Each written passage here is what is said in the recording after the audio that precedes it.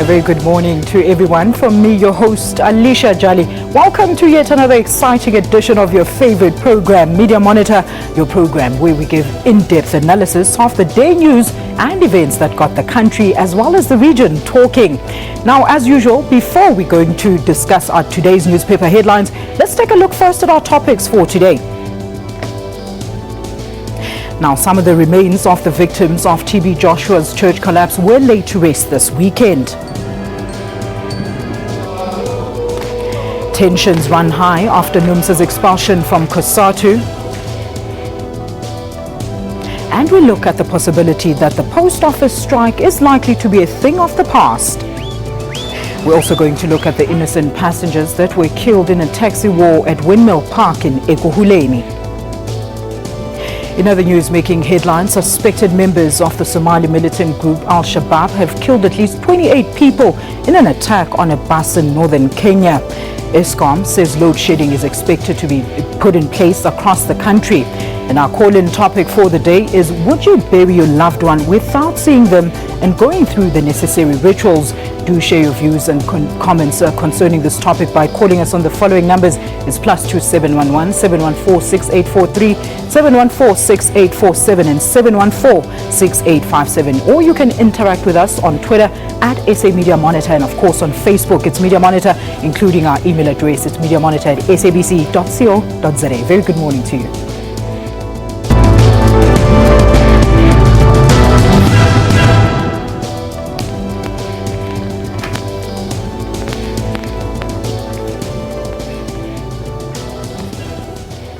Our guest this morning, we're very proud to welcome Mr. Nyana Molete, SABC Head of News and Current Affairs. Basically, we've got the boss with us in studio today, and we're also joined by the Sowetan Political Deputy Editor, Mr. George Matlala. Let's first take a look at what is making news headlines in papers today. Let's see if we can get that on the video wall. It is, of course, the Sunday Times. Let's have a look at the Sunday Times there. It is leading with Nkandla falls apart, and of course, we're going to look at the Sunday Mail as well there. Let's see what else we can have on the video wall there. The Sunday Independent is also one of the papers that we're going to be looking at, and the headline there reads, ISIS recruits in South Africa. And we're also going to look, of course, at the Weekend Argus headlining with IS recruits South African fighters. Gentlemen, a very good morning and thank you for joining us on Media Monitor. Good morning. All right, now let's talk about, let's start with the Sunday Times, gentlemen. Nkandla falls apart. Nyana, your views on this headline today?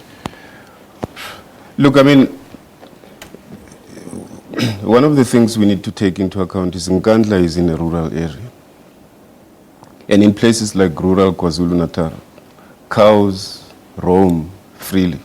I don't know what happened here, but I think it's a bit of a disappointment that after so much money was spent on making sure that that the president is secure, such things can happen. But I think the context of that is also important to note. So I don't know. It it is a sexy story, so to speak. Yeah. But I think it is important to understand the context in which Nkandla is and how these things could happen. And you know, they say, I hope it was not terrorists who did this. I hope it was just... We can see the fence on the wall there. George, what do you think? And it's actually speaking, the article is speaking to exactly what Nyana is saying. It is saying that, I mean, after so much money was spent to make sure that the president is safe, this is happening in less than 2 years of the upgrades.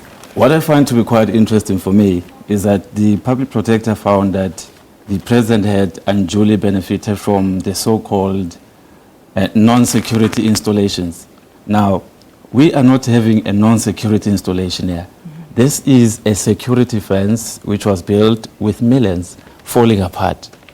The other thing is that the special investigations unit had, detailed the kind of corruption, inflation of tenders, which was happening in all the construction of these security upgrades.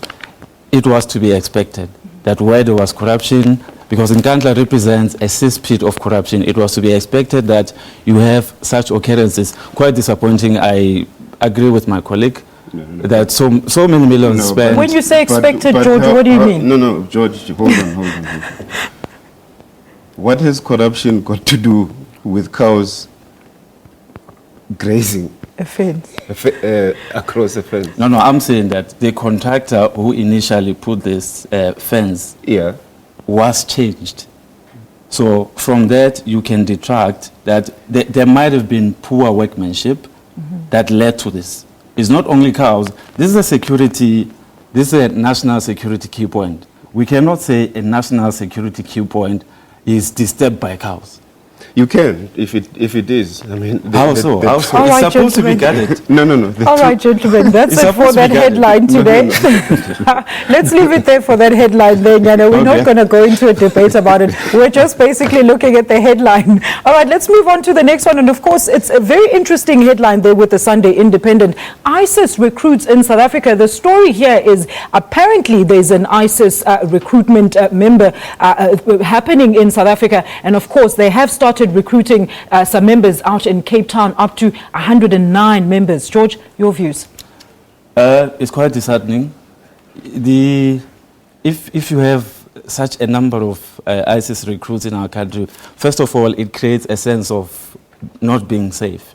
But at the same time, I think it calls on our security, apparatus to work on the problem. Because these groups, operate in a very sophisticated manner. You can even find them in the US. But the very fact that they exist amongst us can easily make us to be a target of all sorts of attacks. The people who are looking for ISIS might be coming to South Africa, and all of a sudden you might find that there are unexpected, suicide bombings in our country. We don't want that. I think the very fact that 100 and something people are suspected to be part of ISIS should make our security apparatus, to go into full swing and arrest the issue. Nyana? Yeah, Should media pay more attention to such stories? No, I think society in general should pay attention to such incidents. Look, I mean, the security of the country is not just it's not just a problem that the security establishment need to be concerned about. All of us who live in this country ought to be concerned about what is happening around us. I think it is a bit disappointing that we were caught unawares that this is happening. But obviously the recruits live in communities, they have friends, they have families, and when you engage in activities such as this, obviously there's a change in behavior and that kind of thing. So it is a bit of a disturbing phenomenon, and we should all of us be concerned. Let's look at the Sunday Tribune there. It's also leading with the same story. Islamic State's SA link, as well as the weekend August, IS recruits South African fighters. The militant Islamic State is currently apparently active in South Africa and has been recruiting citizens to fight in Syria. And so far, 3 people, including a Cape Town man, have died in this war. Your views, quickly, Nyana. Again, I think I mean it is a disturbing factor that that this kind of activity is happening. That we have clandestine operations, and we are not aware of it. But you see, again, the issue I think that is quite important is what is it? What is it that lead people to engage in such kind of activities? What is it that would allow me as a South African, or get me so worked up as a South African, to engage in activities such as this? And I think as we as we report on these issues, it is very important to try and understand also what the context is, what kind of anger would lead me to become an operative like this, and unless we understand that and we deal with that, and that is the that is what governments, not just here but across the globe, need to be looking at and need to be concerned about. Such things are not problems or issues of these groups only. Like I said earlier, these are always issues that society in general needs to be concerned about and need to be looked at.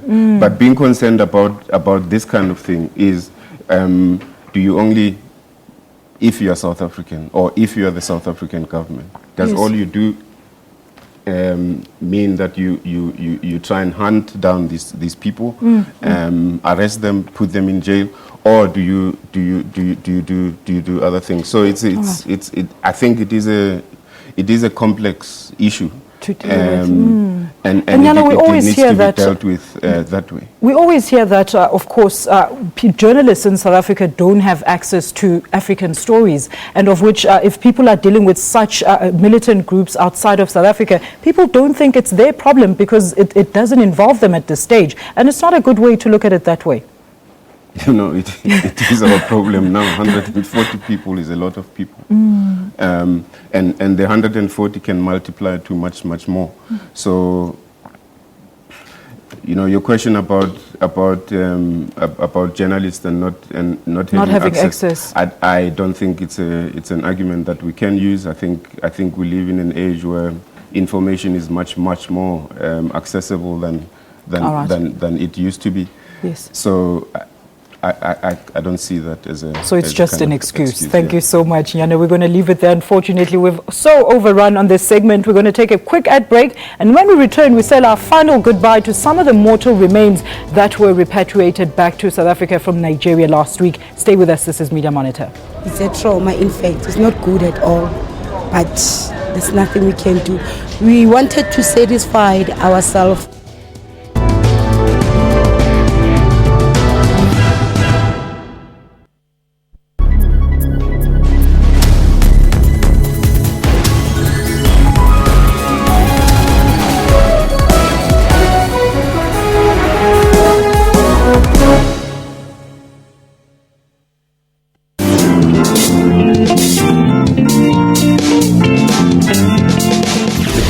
I realized life is short. I want to live my dream. They can burn my face, but not my voice.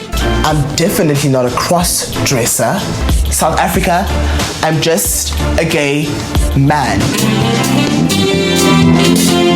Join Puleng Molebatsi on Bupilong every Saturday at 17:30 CAT.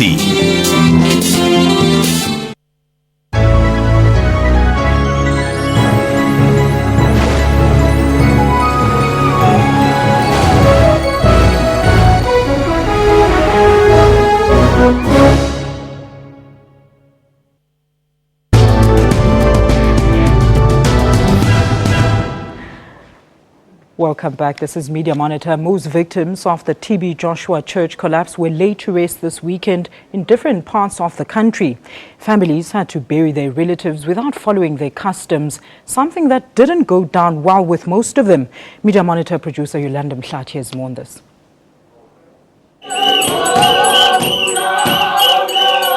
Burying their relatives brings very little solace to these grieving families.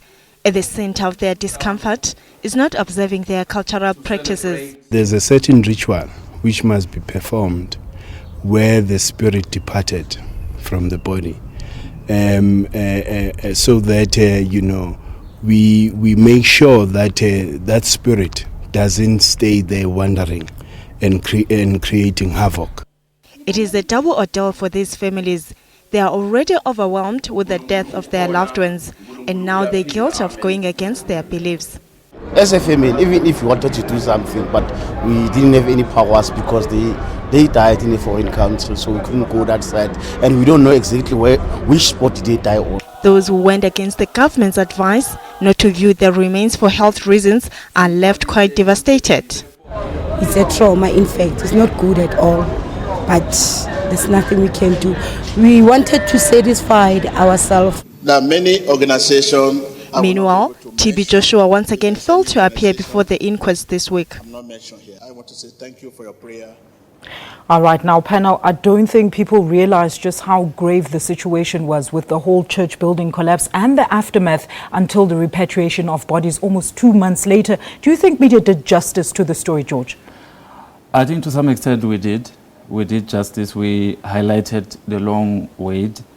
And this happened against a very interesting backdrop. You know, over the last few years, there has been a low-intensity diplomatic struggle between South Africa and Nigeria. We are competing. You can even see, you know, in socially, when Nigeria is playing against South Africa, there's a lot of, you know, competition between the two countries. So I'm making that point to highlight that when the building collapsed, one of the first things that the South African government did was to try and send search and rescue teams from South Africa so that we expedite, you know, the process of identifying the bodies and repatriating them. Now, having spoken to some of the diplomatic, you know, people, the Nigerian authorities were reluctant, you know, to allow our teams to come into Nigeria, to go to the site.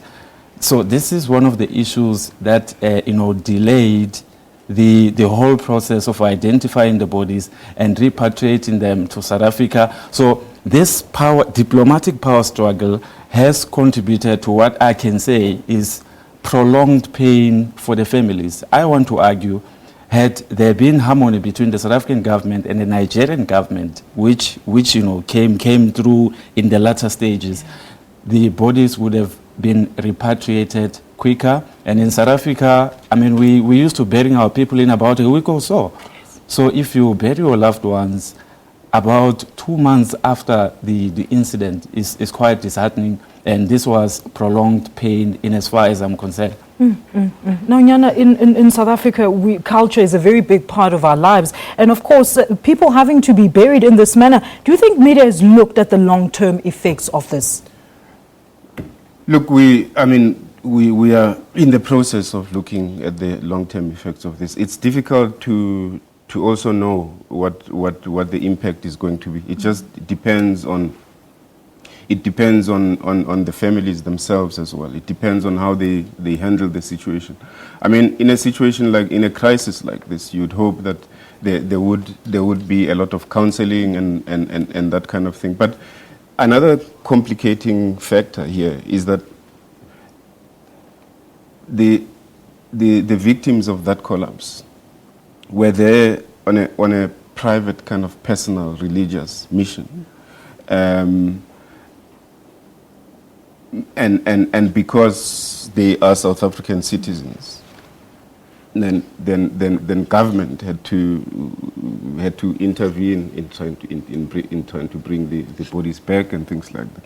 Now, in terms of the issues of culture and things like that, look, for me, I think culture is something that kind of evolves, and culture is not static, and the circumstances around how these bodies were buried. For instance, you talk about the people complaining about the spirits of the people who have died kind of lingering and things like that.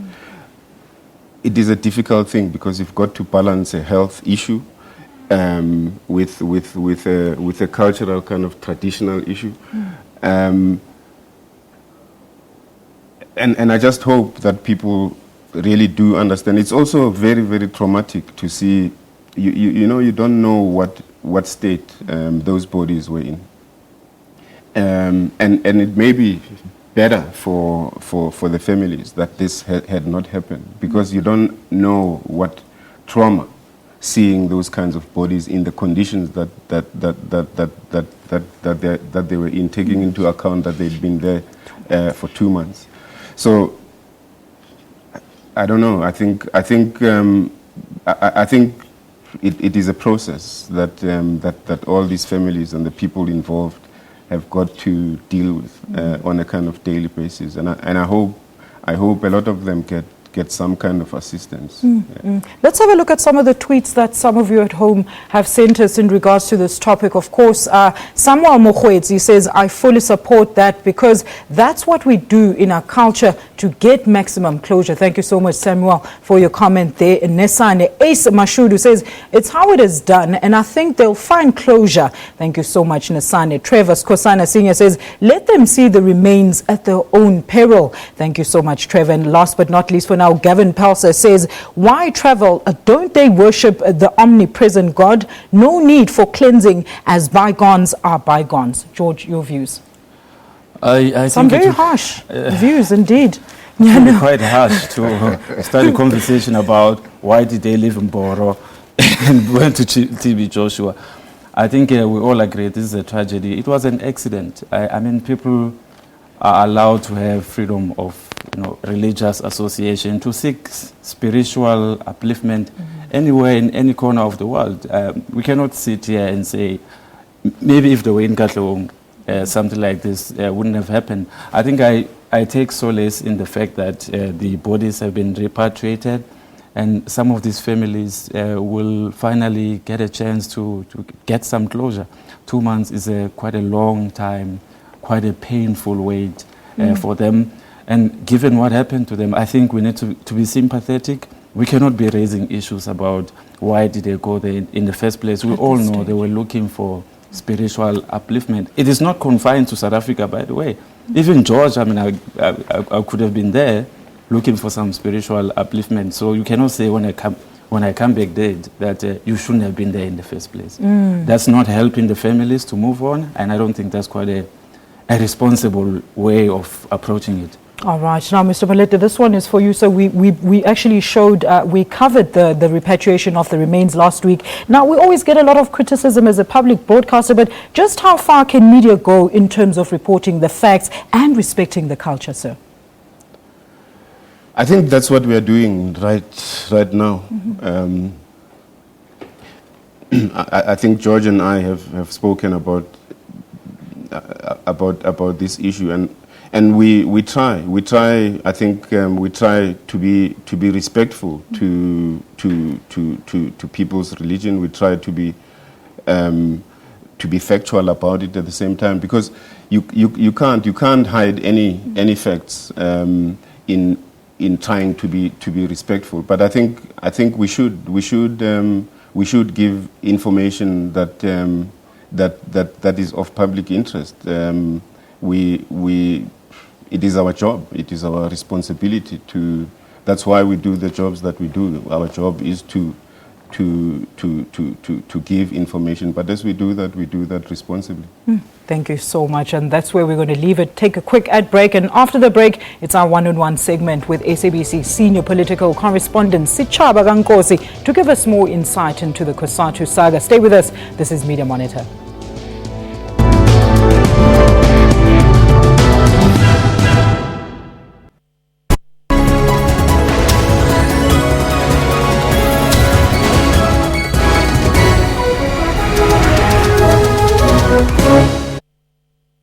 Hello, it's a favorite minister here. Yane, party is a very nice language because it was written by you, the people. Here's a good one. Pry hard, an individual who pries against all odds. Hoi!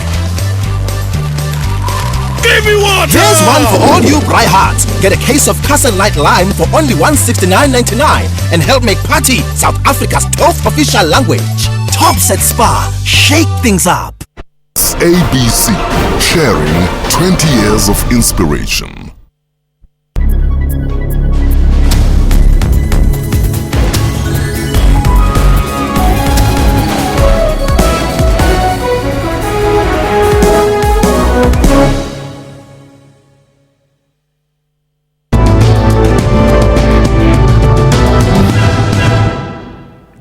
Welcome back. Cosatu bosses announced that news talks would be held with the union to find a political solution to problems that have split the federation.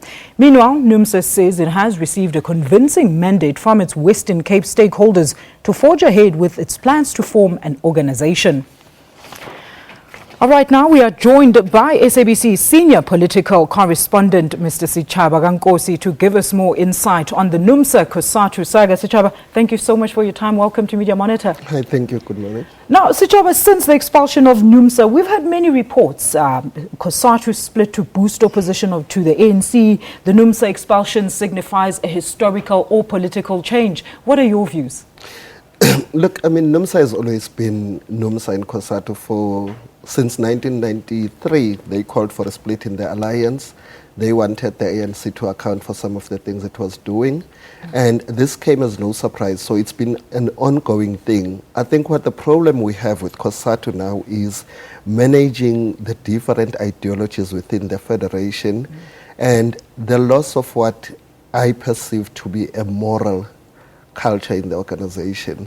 We've lost that, and it's not that Cosatu has always been a united church. There's always been these tensions, but the previous leaders have managed to manage them well. All right, let's first take a look at this insert before we continue with our discussion. We are excited about the fact that there are a huge expectation of the alternative to the ANC, and everybody is talking about the need to firmly establish the united front so as to combine workplace and community struggles. That decision must be reversed, and Numsa must be allowed to go back to Cosatu so that we can go to the Special National Congress that we have long requested. Is it still relevant for Dinosa to belong in such a federation that can easily throw 350,000 workers on the streets? That is the big question that we are sitting with. There can be no solution, therefore, to the federation's problem if our approach is to exclude anybody. Numsa have to be part of that process, an informal process that will then lead to the ratification of whatever recommendations that will be made in a formal meeting of the Central Executive Committee. This is a Numsa Central Committee that is seriously discussing the fact that we must soldier on as metal workers. You know for a fact that we are an expelled union in Cosatu. Very interesting indeed, Sichaba, that you should say that, they've lost the moral culture. And then we saw Vavi's speech this week about the yellow unionism. Please take us through that. What did you think of that speech? It's basically trying to manage what is already a cracked marriage. And finding a political solution to something that other people perceive is beyond politics. I mean, you've got personalities, you've got people who've made names for themselves as unionists, but unionism is no longer the same as it was in the past, where unions would be more focused on shop floor issues. Unionism in South Africa 2014 is also about politics.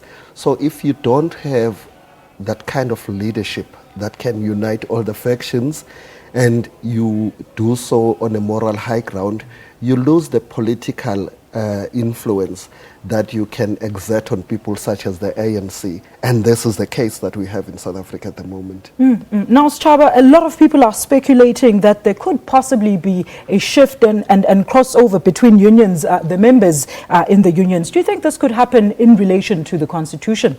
Well, I mean, what we're likely to see is the battles on the shop floor. Whoever is going to be able to get more money for their members is going to be strong. I mean, there are already unions who are competing in the same sector. If you look at what AMCU did last year, I mean, they basically overran the National Union of Mine Workers by putting demands and going all out to ensure that those demands are achieved. Now, if you have two unions, for example, in the metal industry, as we understand that there is another union that is being planned, now you're going to have to see whether Numsa is able to hold on to its current membership and whether that union is able to make as much an impact as AMCU did in our political and labor landscape. But Shaba, that's what I want to hear, because what will happen to the Numsa members that were possibly happy with being at Cosatu? What's going to happen to them? When are we going to read about them? It's difficult. This is the reason why this new union is being mooted, because many people believe that those people, that Numsa members, some of them, are not happy with the stance that the union is taking. But you also need to know that, like, I mean, you have provinces that are dividing on their own. You have the Eastern Cape, where the metal industry is strong, the auto industry. You have the KwaZulu-Natal, where they've got a very strong metal culture. And then you've got Gauteng, the East and the West Rand, where you've got many of these metal manufacturing factories. Now, what is going to be interesting is who wins Gauteng, because it looks like the Eastern Cape and KwaZulu-Natal are shifting further apart. But the battle is going to be more on who goes to get what in Gauteng, and that is going to decide where Numsa stands. But now, Cosatu President Stumo Dlamini on Thursday said that they can't be with the Metal Workers Union. Many people are saying, then why did you expel them? Stop. They're saying they remain expelled, but they will still be talking to them. I mean, to me, that doesn't make much sense. But also, they cannot afford to lose Numsa.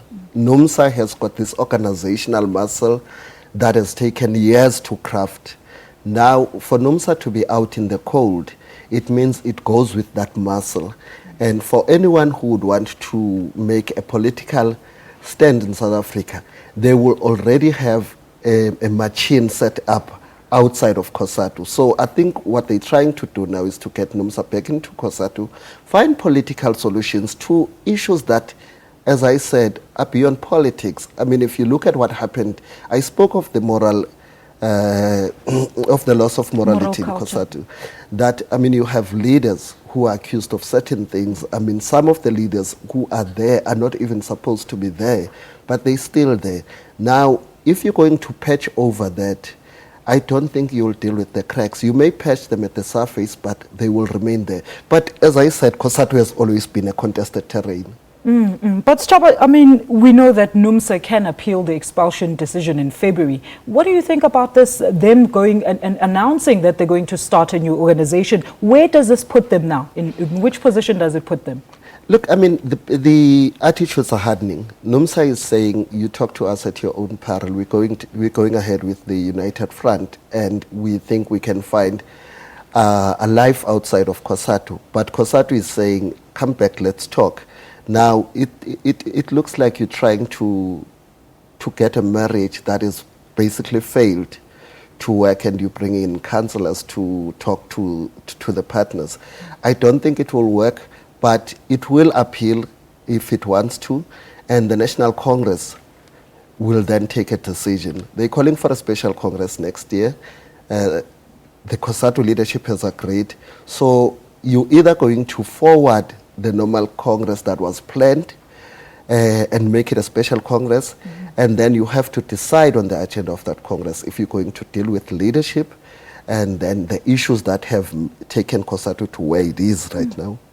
Many issues for Cosatu to deal with there. Let's take a look at some of the tweets that some of our viewers have sent us regarding this topic. Of course, Denta Mokab says, is just a disaster for working class under Cosatu. It just shows union interest is not workers, but themselves empowered. Thank you so much, Mahlako, for that comment there. Erwin B. Gadao says, their unity didn't percolate to the man on the factory floor, so neither will they split, dare I say. Very interesting views there, Erwin B. Gadao. Let's take one more tweet. Oh, okay, that's all we have on those tweets. What do you make of those tweets, Sijab? It looks like the battle lines are drawn. And as I said, unionism in South Africa has shifted from the shop floor issues. I mean, you would still have your wage negotiations and stuff, but the culture that Cosatu was founded on worker internal democracy and worker leadership seems to be evaporating now. Like, you have unions as celebrities, unionists as celebrities. So perhaps it's the change of politics in South Africa, but the political terrain has changed in the past 20 years.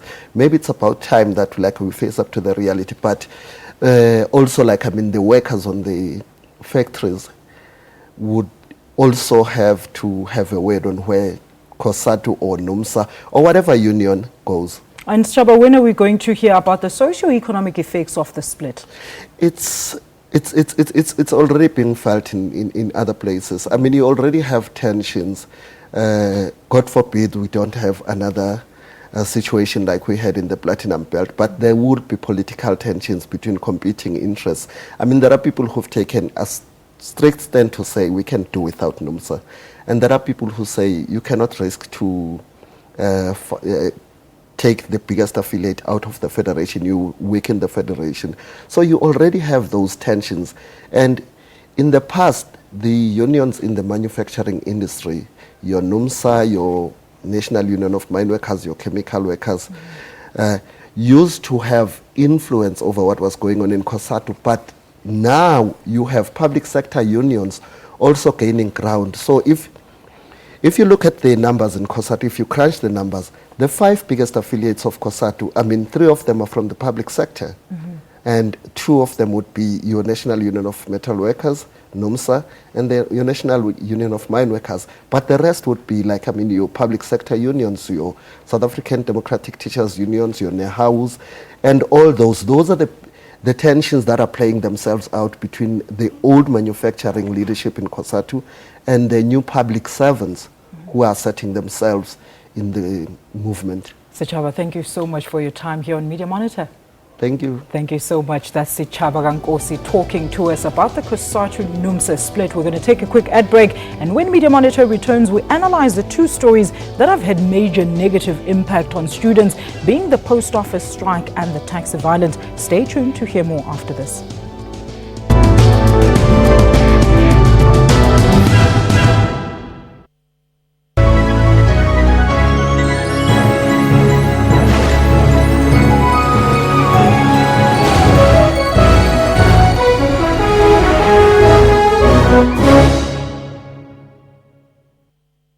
Cultures of Africa, though similar in some ways, are colorful and diverse. We explore the rich culture, dance and dress of the Tanzanian people of the Mtwara region. The dance that they're performing is what you will find in the village. And it's not just a paid gig, it's something they do, they enjoy. Mtwara's late development has left it with a rich reservoir of empirical knowledge of a pure African life. For whatever the reasons are, it's one of the last areas of the country to develop, and thus traditional arts and traditional culture. That's Kaleidoscope, Sundays, 5:40 p.m. on SABC News.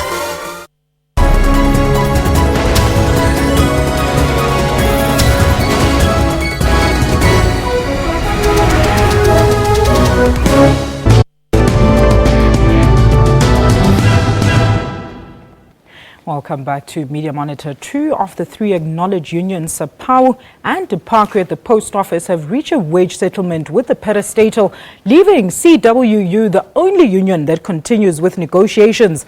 The 4-month-long marathon strike has crippled the Post Office operations. All right, now, panel, let's talk about this. This strike was not as big as the AMCU or the Numsa strike were in the media. At this stage, do you think that media has fully unpacked what the strike was about? Let's start with you, Nyana. Yeah, I think we have looked at at the strike. We have looked at the causes of the strike, and the impact on of the strike. I mean, particularly at the SABC, we looked at how that impacted on small businesses that depend on post, that people who cannot really afford couriers and that kind of thing. So I believe that we have done our best to cover the strike. I mean, when the minister intervened, that was in public. So yes, I think we've done justice. I think we've done our best. Thank you so much, Yana. Let me take our first caller, General from KwaZulu-Natal, on the line. General, a very good morning to you. Thank you for joining us, sir. Please go ahead with your comment.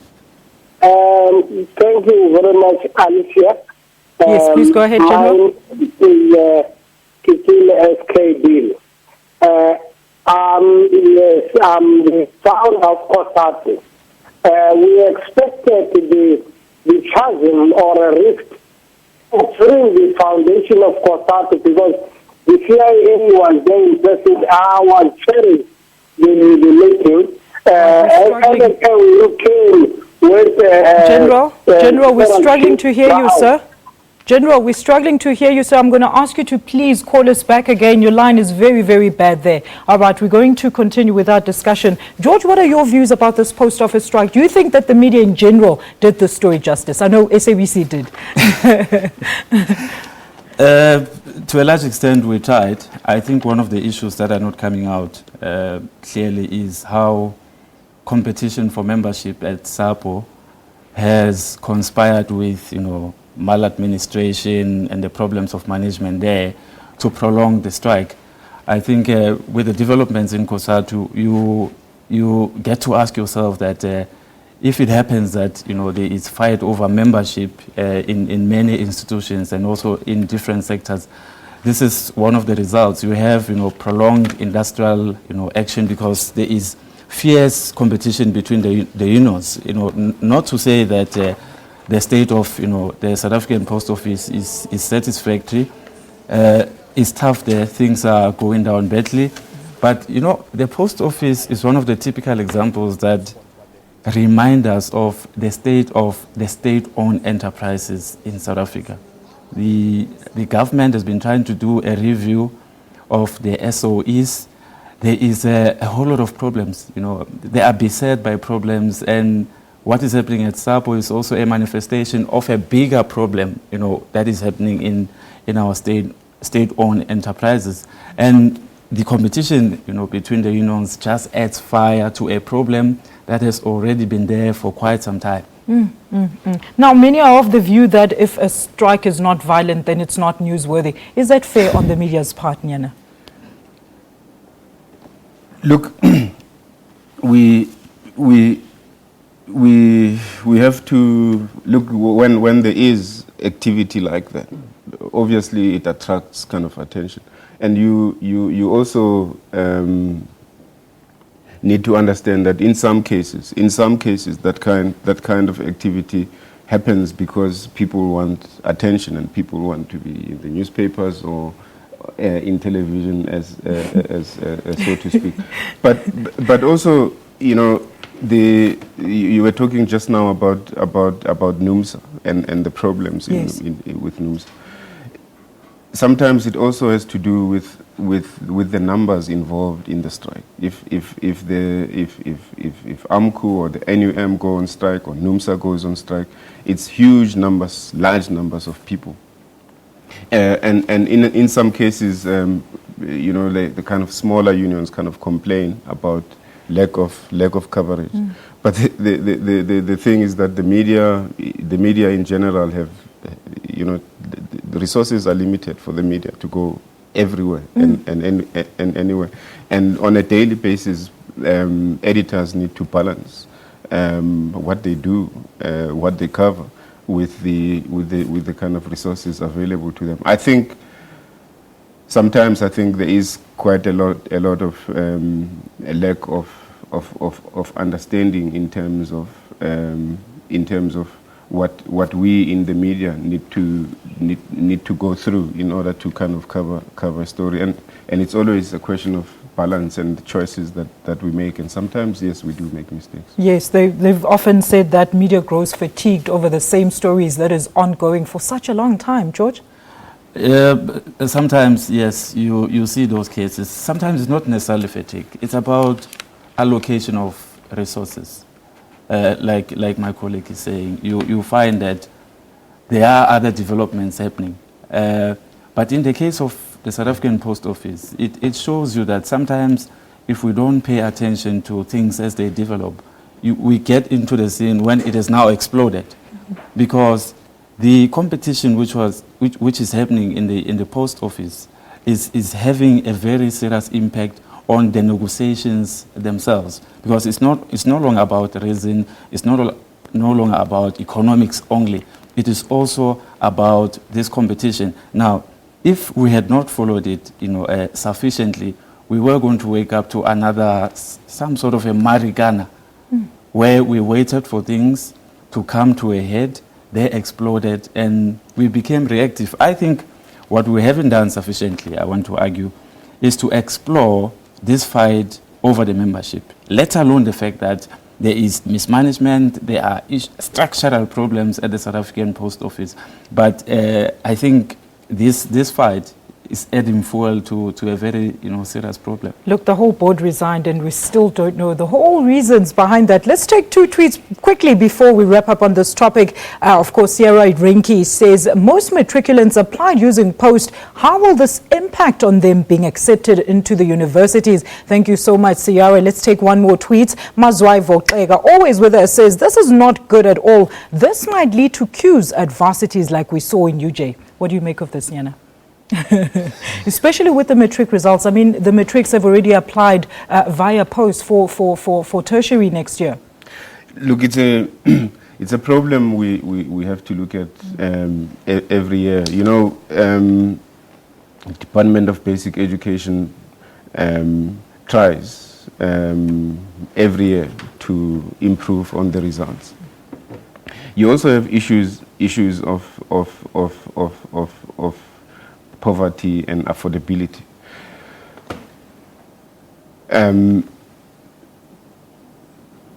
also you have issues of people wanting access to these universities and wanting to improve their lives. I think some of the universities have already have said that they have put measures in place in order to avoid the situations of 2 years ago and those kinds of things. So I think behind the scenes, university administrations are working on the problem. I hope that that it doesn't lead to major problems. But each year we produce more and more matriculants, more than in some cases what universities can accommodate. That is why Minister Nzimande went on a campaign to try and encourage people to go to FETs and that kind of thing. All right, Nyana, maybe this will give them more options, basically, since the strike happened. Well, that's where we leave it on the post office strike. This week was hosted by various taxi strikes, of which some spiraled into violence, thus killing 5 people at a shootout at Windmill Park in Boksburg. Students were worst affected commuters as they are busy writing their year-end exams. Now, let's talk about how media treated the story, the strike, and then the violence that erupted at Windmill Park. Did it take long for media to link these two together, George? I don't think so. It didn't take too long. The fights over roads and what is happening in the taxi industry, I think we have captured it very well. The other issues beyond just the violence and the clashes between the operators, we have also tried to highlight why, if the industry is not regulated, you are still going to have such problems. You have 2 problems here. Lack of regulation creates space for all that we are seeing happening. I think to some extent we have tried to highlight the problems that are plaguing the taxi industry. Nyana, your views? Yeah, no, I think George is correct. You see, the taxi industry has there's a historical issue with the taxi industry, that the issue of regulation. And for years, since Meg Maharaj was Minister of Transport, there has been attempts to deal with the situation, and things have developed in a manner that, for instance, with the integrated transport system that is being introduced now, some of the operators have felt kind of threatened by this, and in an industry that has a history of violence, it is a very, very kind of complex situation. It is, and I think my view is that it is going to take some time until it settles. All right. Yeah. Thank you so much, gentlemen. Unfortunately, that is where we have to leave it for today. But here's a full good story for South Africans before we go into the stories that are going to be making headlines this week. Ekurhuleni, the city of gold, has been hailed as one of the world's most inspiring cities. The 2014 Good City Index placed Johannesburg City as the second most inspiring city in the world, just behind Hong Kong. What did it for Jozi were the city's radical rat-hunting owls project in the Alexandra Township, the emerging street culture, and the bicycle lanes in Orlando in Soweto.